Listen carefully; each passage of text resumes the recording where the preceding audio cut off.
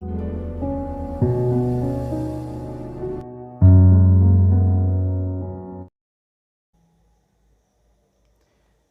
मित्रों, आज हम मनन चिंतन करेंगे कि प्रभु यीशु अपने जीवन काल में टैक्स देने के मुद्दे में क्या विचार प्रकट करते हैं और हमारे लिए आज के इस परिवेश में क्या शिक्षा देते हैं। बात 1 अगस्त 2017 की है, जब भारत सरकार ने एक नए नियम का संशोधन किया था जिसका नाम था जीएसटी, मतलब गुड्स एंड सर्विसेज टैक्स, अर्थात वस्तु एवं सेवा कर। इसमें हर वस्तु को खरीदने के लिए आम जनता भारत सरकार को टैक्स देती है। हम टैक्स देने के बारे में बहुत लोगों से बातें करते सुनते हैं।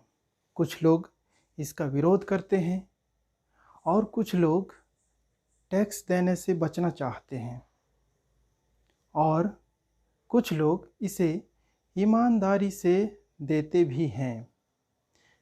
मत्ती रचित सुसमाचार अध्याय 17 वचन संख्याएं 22 से 27 में हम कुछ इस तरह की बातें सुनते हैं।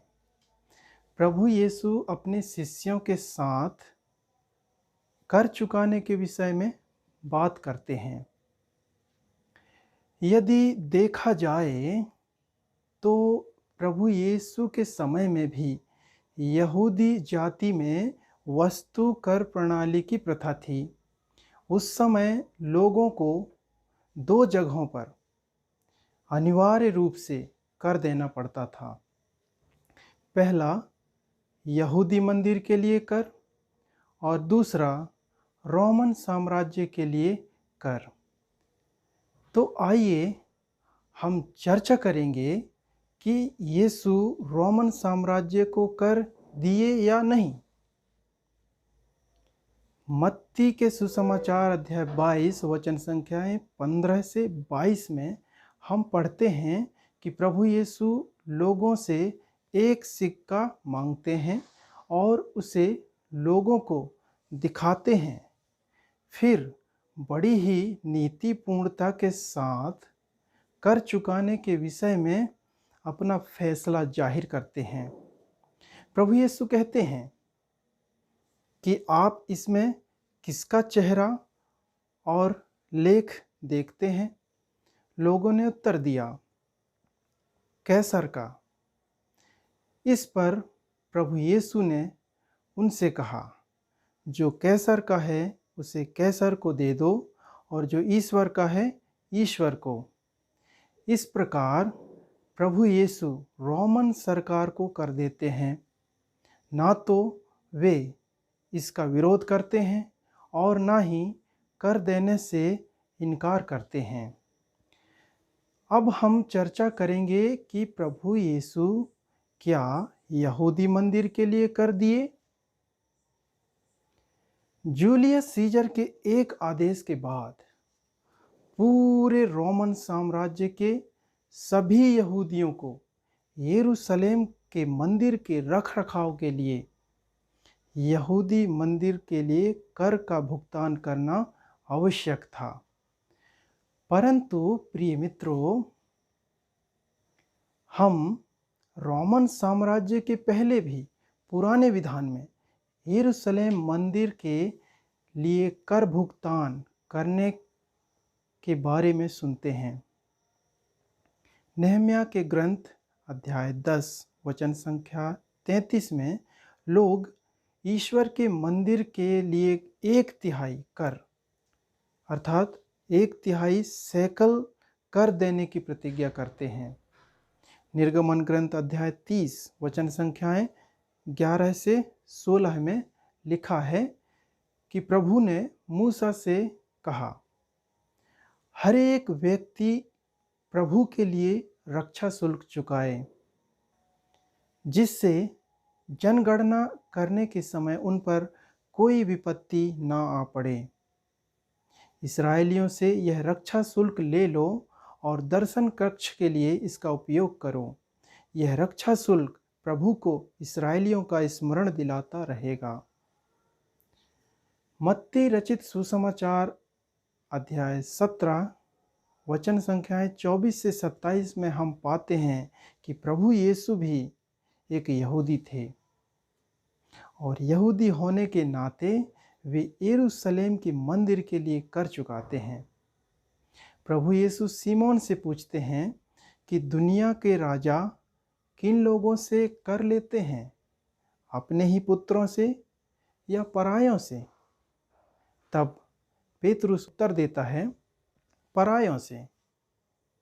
तब प्रभु यीशु सटीक शब्दों में कहते हैं, तब तो पुत्र कर से मुक्त है। प्रिय मित्रों, यहाँ पर प्रभु यीशु प्रश्न पूछकर कहीं ना कहीं एक बात स्पष्ट करना चाहते हैं कि वह ईश्वर का पुत्र है और वह हर प्रकार के कर से मुक्त है। यदि मंदिर के बारे में हम गहराई से मनन करते हैं तो मंदिर ईश्वर का निवास स्थान माना जाता है। यहूदी विचारधारा के अनुसार मंदिर ईश्वर का निवास स्थान से बढ़कर एक ऐसी जगह है जहां मनुष्य ईश्वर से मुलाकात करता है। वास्तव में प्रभु यीशु स्वयं ईश्वर हैं और मंदिर उन्हीं का निवास स्थान है। संत लूकस रचित सुसमाचार अध्याय 3 वचन संख्याएं 41 से 50 में हम पढ़ते हैं कि बालक यीशु मंदिर में रह जाते हैं और उनके माता पिता उन्हें ढूंढते हुए जब उनको मंदिर में देखते हैं और उनके पूछने पर यीशु उनसे कहते हैं, मुझे ढूंढने की क्या ज़रूरत थी? क्या आप नहीं जानते थे कि मैं निश्चय ही अपने पिता के घर में होऊंगा? इस प्रकार प्रभु यीशु यह बताना चाहते हैं कि मंदिर स्वर्गिक पिता का घर है। इस बात को हम संत योहन के सुसमाचार अध्याय 2 वचन संख्या 16 में भी पढ़ते हैं। प्रभु कहते हैं, मेरे पिता के घर को बाजार मत बनाओ।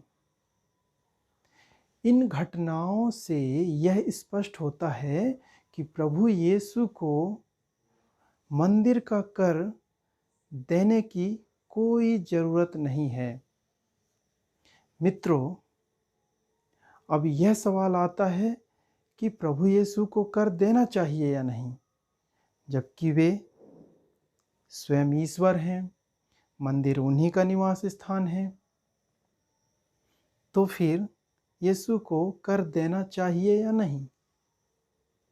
आगे मत्ती रचित सुसमाचार अध्याय 17 वचन संख्या 27 में हम पढ़ते हैं कि प्रभु यीशु सीमोन से कहते हैं, समुद्र के किनारे जाकर बंसी डालो, जो मछली पहले फंसी उसे पकड़ लेना और उसके मुंह खोल लेना, उसमें तुम्हें एक सिक्का मिलेगा। उसे ले लेना और मेरे लिए और अपने लिए कर दे देना। प्रिय मित्रों, अब सवाल आता है कि आखिर प्रभु यीशु क्यों कर दिए? उन्हें कर देने की ज़रूरत क्या थी? आखिर वे कर क्यों दिए? प्रिय मित्रों, प्रभु यीशु लोगों को बुरा उदाहरण नहीं देना चाहते थे, क्योंकि वह हर समय अच्छा उदाहरण देकर आदर्श जीवन प्रस्तुत करते थे। इसीलिए लोग यीशु का अनुसरण करते थे। मार्कुस रचित सुसमाचार अध्याय 2 वचन संख्या 14 में प्रभु यीशु लेवी से कहता है, मेरे पीछे चले आओ, और वह उनका अनुसरण करता है। यूहन्ना रचित सुसमाचार अध्याय 3 वचन संख्या 1 से 13 में हम पढ़ते हैं कि निकोदेमुस प्रभु यीशु का शिष्य था, जो स्वयं एक धर्मगुरु था, फिर भी वह प्रभु यीशु का अनुसरण करता है। यहाँ तक लोगों की भीड़ प्रभु यीशु का अनुसरण करती थी, क्योंकि वे एक भले और सच्चे गुरु थे। वे लोगों को कभी बुरा उदाहरण नहीं देते थे। अर्थात प्रभु यीशु टैक्स ना देकर बुरा उदाहरण प्रस्तुत नहीं करना चाहते थे, बल्कि वे चाहते थे कि कर चुकाने से समाज की उन्नति हो, ना कि समाज में किसी प्रकार की क्रांति पैदा हो। हम जानते हैं, भले ही सभी सरकारी गतिविधियां ईश्वर के उद्देश्यों की पूर्ति नहीं करती हैं, पर प्रभु यीशु हमें उन राष्ट्रों के करों की आवश्यकता का उल्लंघन नहीं करने की शिक्षा देते हैं। संत पौलुस रोमियो को लिखते हुए अध्याय 13 वचन संख्याएं 5 से 7 में कहते हैं, आप इसलिए राज कर चुकाते हैं क्योंकि अधिकारीगण ईश्वर के सेवक हैं और वे भी अपने कर्तव्य में लगे रहते हैं। आप भी सबों के प्रति अपना कर्तव्य पूरा करें।